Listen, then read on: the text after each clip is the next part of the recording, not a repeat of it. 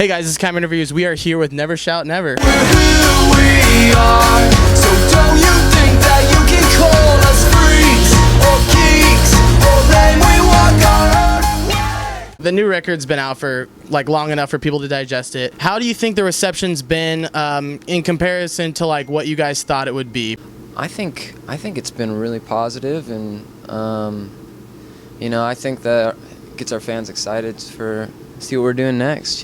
Has there ever been a moment in your guys' like career where you release something and expect fans to react to it a certain way and it was like different, either more positive or more negative, and kind of like took you guys back a little bit? I feel like it's our band's really, we've just kind of had fun with it, and we like to make people think twice about something and try to make them question everything. So it's like, I think that changing styles is a good thing, and we're just gonna keep changing. So I think that's what great bands do, is they experiment and they discover new things and they invent things. So that's what we're hoping to do. Is there any band in particular that stands out to you, like that you kind of have seen that progression and you've like enjoyed it all the way through? I know you're a fan of Bob Dylan, so maybe that. I know he's changed a lot. Yeah, Bob Dylan's, he was kind of a shapeshifter, but I've always really loved like the evolution of the Beatles and how they they went from being like a cheesy kind of pop thing to becoming something that was like, what people would consider like real classic, enjoyable music. So I think that's always been cool. So I want to get this right. Alt Press claimed this to be, quote, Drew's absolute career pinnacle. What do you think of that? I think they're over-exaggerating a little bit. If you were to write an article or like a review about this album, like what would you think? I mean, in comparison to everything you guys have written. I would say that it was, it was put together very well and responsibly, and it was a fun experience for everybody that was a part of it. So, yeah. People were saying too that it has a little bit of everything. There's like kind of jingle thing on there. There's like a love song. There's a whole wide range of things that's on this record.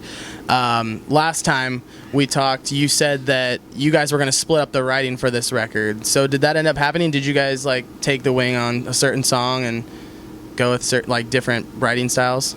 Yeah, we all brought a lot of stuff to the table and put it together, and we definitely worked long hours just jamming out these songs for, we rented a house overlooking a little view, and we were just jamming out all day and night for like a couple weeks, and that's whenever I feel like the songs really came to life and turned into something that was different than we'd ever done. So what was the location you guys chose to do that? Anything that kind of you thought would send good vibes that way as you're writing? We were in Silver Lake, and so it was a cool location. There was like a little German restaurant thing down the street that Hayden and I would go down and get big sausages and potatoes and beer, and it was a good vibe all around. Felt nice. How did you come up with the name Black Cat for this record? What does it mean? Well, I guess it kind of came from a song that was written, and that was the first. That was the second word of the song was the Black Cat. So I just thought that was cool and mysterious and kind of sketchy and questionable. So I thought it could be something that was, I don't know, just kind of cool, with 3 eyes and everything. Yeah. Just trip people out. Did you think of the album artwork too, or? Yeah, actually it came to me in a dream. You wouldn't believe it, yeah. Can you tell us about it? I just remember I woke up and there was cats in my dream, and they had like rainbow coming out of its eye.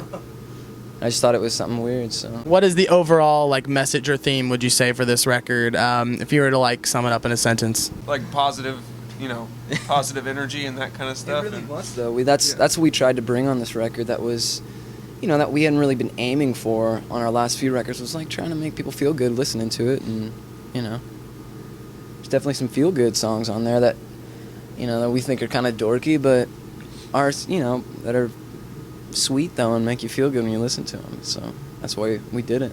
Are there any songs that you guys wrote that didn't make the cut for the record that you're still like stoked about, just kind of behind closed doors you jam out, you know? Actually, yeah. There's quite a few that I was kind of bummed that we didn't actually put on the record, but those are for future records down the road. So.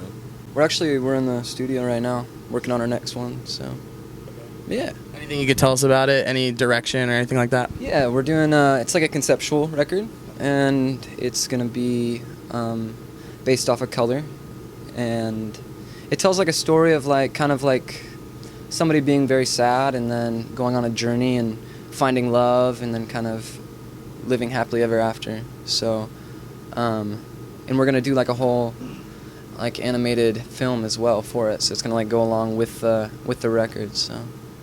Where did you think of the story? You know, I was living out in LA for a long time, and I was kind of based it off some people I knew out there and just like observations, you know.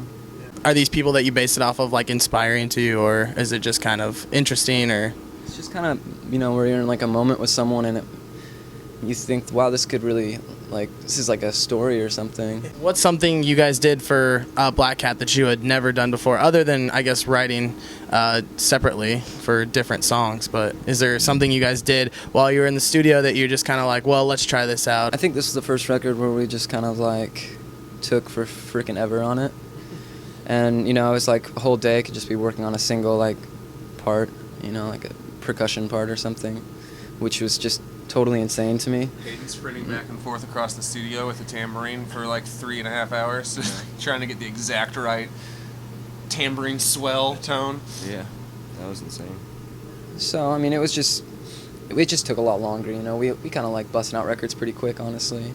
I feel like it's, I don't know, it's, this one, you know, it took like, we worked on it for like ever, and then it took forever to get out because we had to go through the major label and have to like, you know, because everything takes 10,000 years with that shit. Yeah. So we had to do the waiting game, and then we were like, all right, well, okay.